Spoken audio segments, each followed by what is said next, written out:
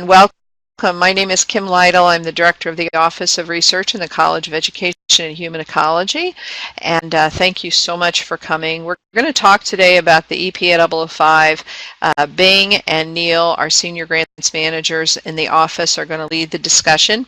We've got 3 files you might be interested in. We've got the actual slides.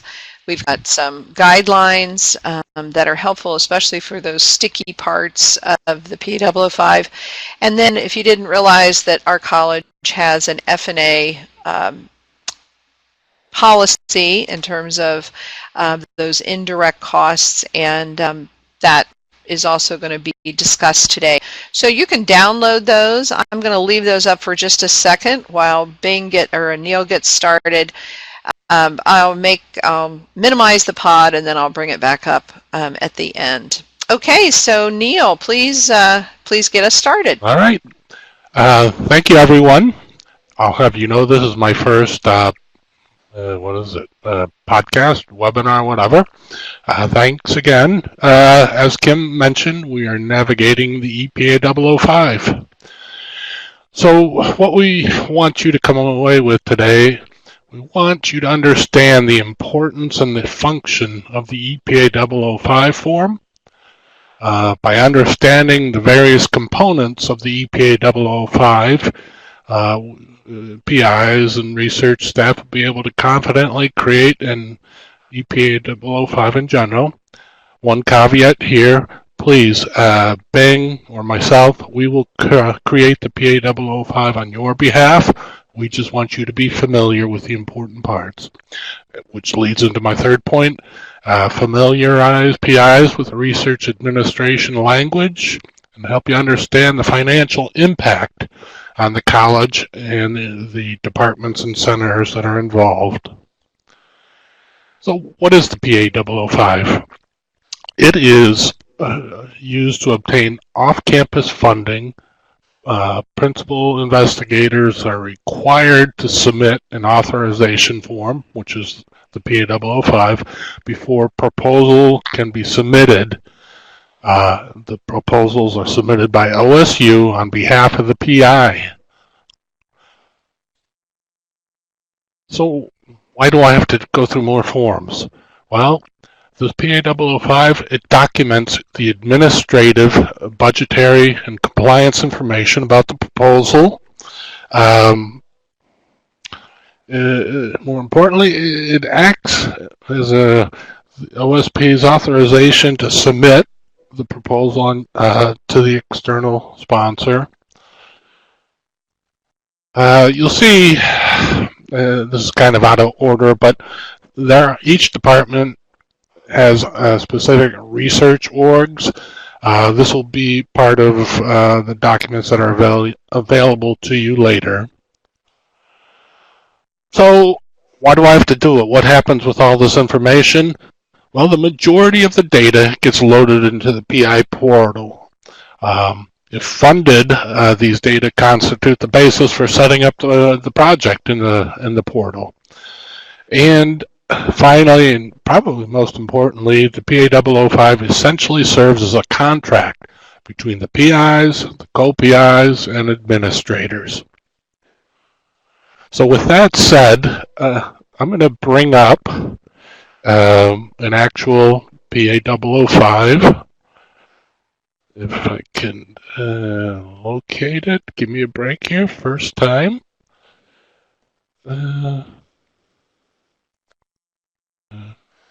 Okay.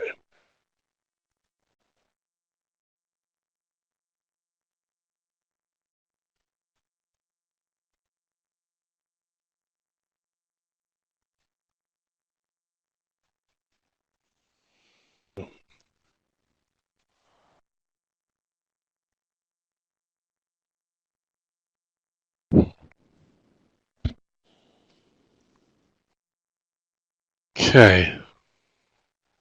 Kim? Hello? Is there anybody out there? Yeah. I seem to have, can't get the link to the PA 005 up. So what I'm seeing, Neil, is I'm seeing the Adobe Connect room. Okay. Okay, sorry for the blip. So just to access the PA005, you just go to the Office of Sponsored Programs webpage. On the left side, you'll see eTools. Select ePA005. Log in, and there you go. So to create, you go up there. I'm off. The first few sections are self-explanatory. No need to waste our time here. Let's jump to excuse me. Let's jump to 4A, Investigators. You'll see the button for Add New Investigator. You do that. You'll notice percent salary recovery. What is it? Well, that refers to the academic release or a direct appointment for investigators for the first year of the project. So if you have a one-course release and you're in Ed Studies, that's going to be 20%.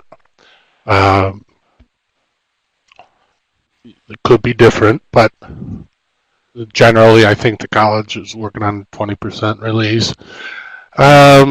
If there are more investigators, just select new investigators, do the same thing. If there are if they have no effort the first year or no direct, if they're only off duty, don't list that effort. That'd be 0%. On to 4B. This is where we're going to document the departments or the centers that are involved in the project. You'll see again right below, add new department. So you go there. As I think on that last slide we had in the PowerPoint, it listed the research org numbers. So you're going to want to do that. Use those org numbers. If you're working with a different college, get in touch with me or Bing. We'll get the org numbers. So you see the award allocation explained. There's the expenditure allocation. Now the award allocation, it's referring to the intellectual merit, who contributed to development of the proposal. So just go ahead and it's it's a discussion amongst faculty. Now, more importantly, you'll see the percent expenditure allocation. These are tied to real dollars. This is basically going to be the split on the return of the F&A costs, the indirect costs. This often includes negotiation, so please contact me or Bing or Kim if you're having difficulties coming up with an appropriate percentage. We can help you out. The best scenario is you're submitting a proposal and there are no other departments or colleges involved.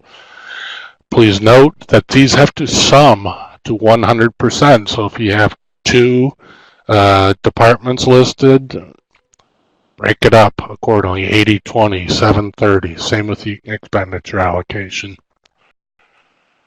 Jumping down to number 5, the budget and the award. First few points here are self-explanatory. Let's jump to C, the cost share, equipment cost sharing. You'll see D, other cost sharing. Here's a rule of thumb. If cost sharing is not requested or required by the sponsor, please don't cost share, okay? But if it is required, you're going to kind of divvy it up. Who's paying for this cost share? Is it the department? Is it the college? Other? Whatever. You enter the amounts. So these are going to be real commitments, so be careful. We'd like, if cost sharing is involved, please In the comment section below, please explain who's providing cost share, how much, what years are they providing. You could also attach a document to the PA005, but we need to know about it, as do your department chairs. Now here, E is facilities and administrative costs. Currently, our federally negotiated rate is 55%. That's the percent that is expected to be used. The following 2 years, that goes up to 56%, and then will be renegotiated. If you're going to propose using a lesser rate, you better include conversations with the department director, the associate dean for research, Kim, the director of the office. So another point to bring up, the E3, the base. Generally, it's a MTDC, which means a modified total direct costs. We're not charging on tuition and fees, participant support. Something to realize. One point to bring up about the GA fees, this NA, that does not stand for not applicable. It means not allowed. If you check that box and you decide maybe in the second year of the project you want to add GRA to the project, you won't be able to, or you'll have to do a lot of groveling to get that accomplished. I know this is just a brief overview, but bringing up the important points here. Bing, can you take over here and talk about some compliance areas? All right, thank you, Neil. Can you please stop sharing your screen? So I need to just put on my own form here.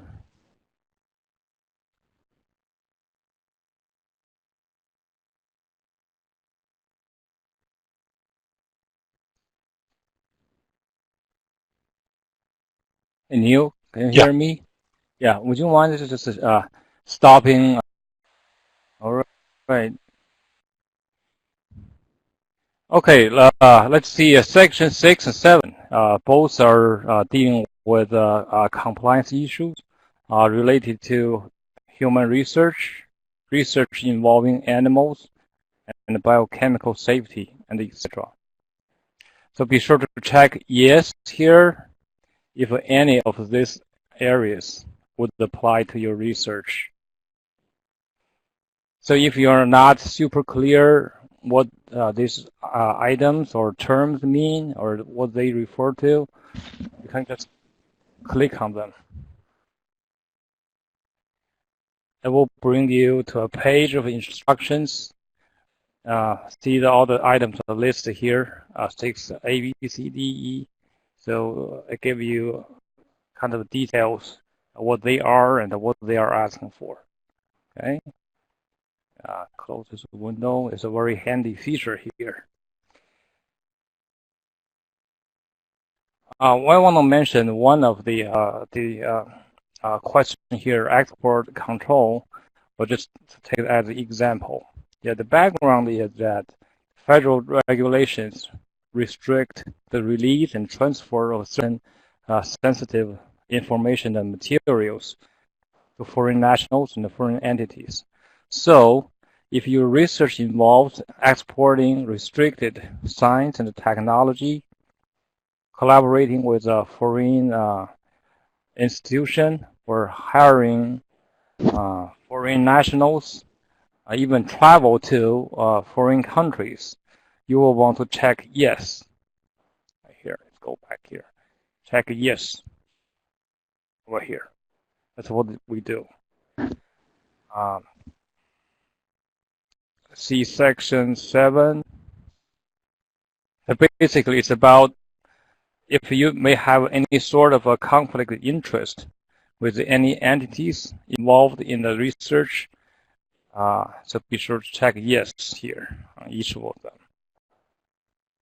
Answering yes, please remember, answering yes would not stop you from submitting your proposal, but only to provide a disclosure of the conflict of interest and acknowledge the university administrators so they can have management plan put in place.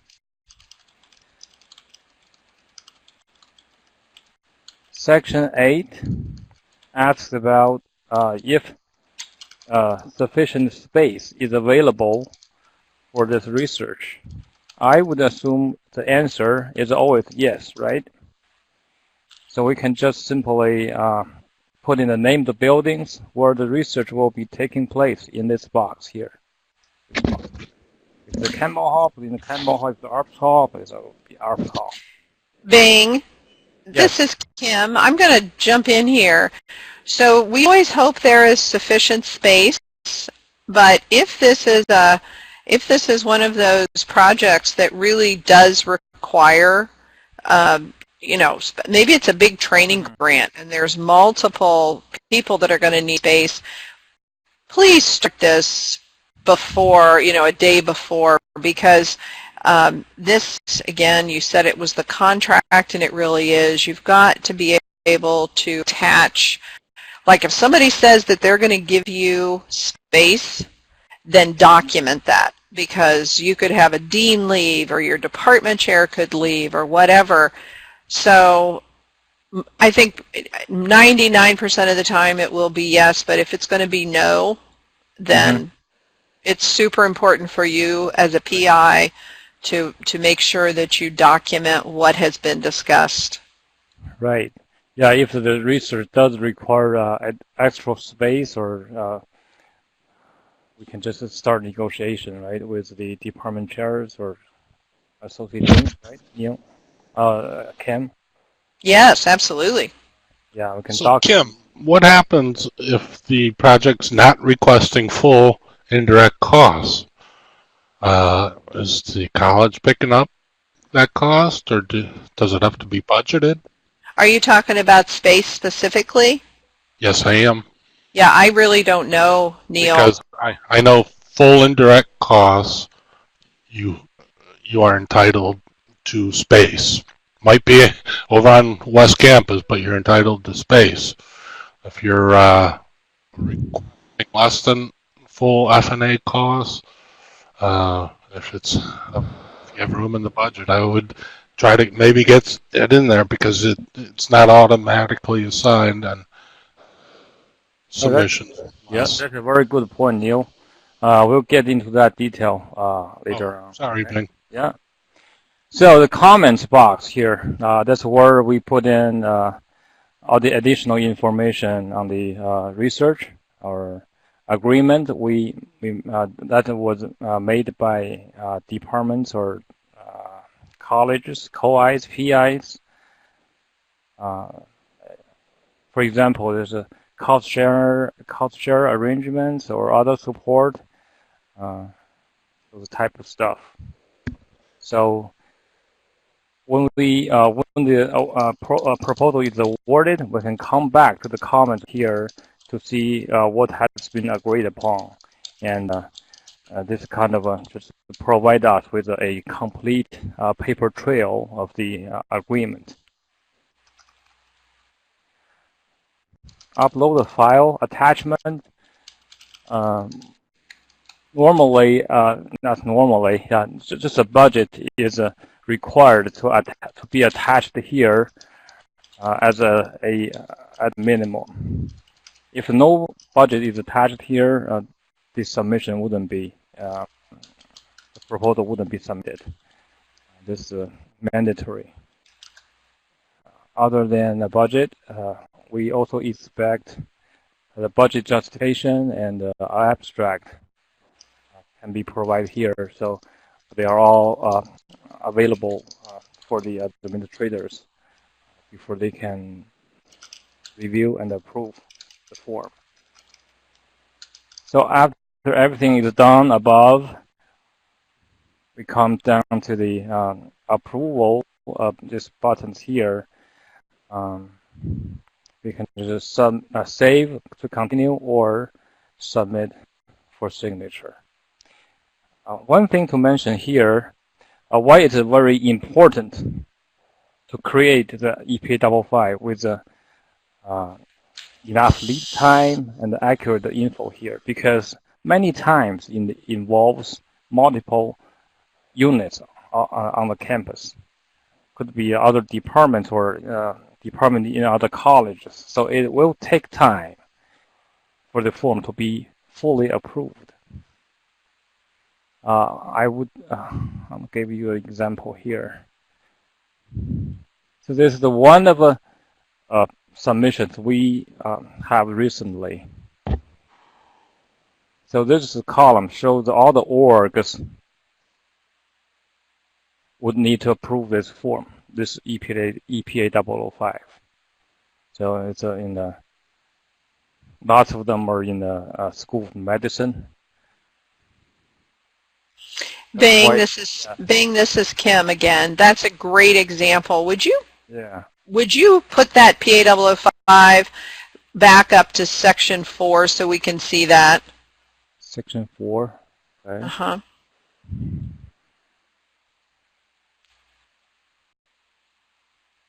Yep. Yeah. Here we go.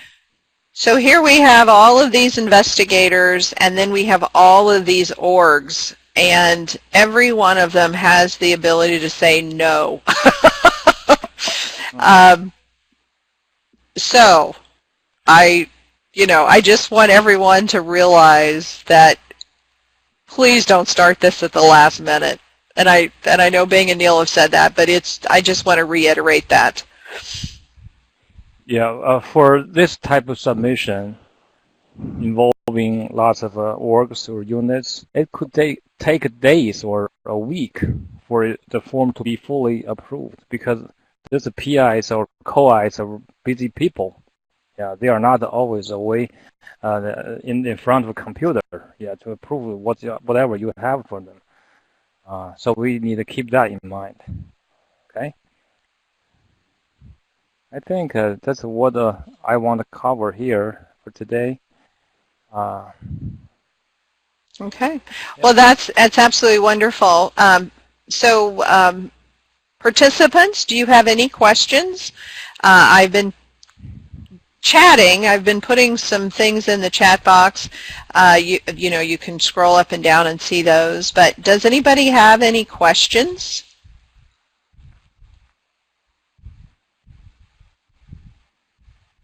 And one other thing to remember, you as a PI do not have to submit this form. Neil and Bing both. That's a really good question. So one other thing before we answer Tiffany's question, another thing that can really make this process bog down is if somebody that you want to put on this PA 005, first of all, has never submitted a proposal before, or if they are somebody that doesn't have PI status. Not that we can't get them PI status, but you have to give us time, and that includes students or postdocs or anybody that hasn't gone through that process before. So be sure and think about that. Bing and Neil, do you see Tiffany's question? Yep. Bing, you want to answer that? Yeah. Okay. Yeah. If you find any errors or mistakes or any change to make after the ePA 005 has been submitted, we will have to bring it back and make the changes. Meaning all the previous approval or signature will be erased. We're going to start over. We're going to have to start over the form. Well, and that's before it actually gets submitted. So so you're right. So if somebody says no, or oh gosh, I made a mistake, but once it's been submitted, Tiffany, and the proposal's been submitted, and let's say things get awarded and you realize there's been a mistake. Of course, everything, I think most everything can be changed, but it is very, very difficult after the fact, like after the project has been awarded. Again, not that it doesn't happen, but it is difficult.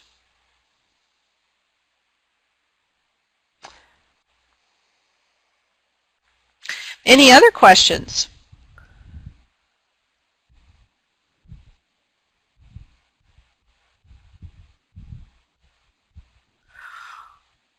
All right. Well, thank you so much for coming. And Neil and Bing, thank you for this wonderful information that you've provided us. We're going to go off. I'm going to go ahead and stop the recording, and we will get, let's see here.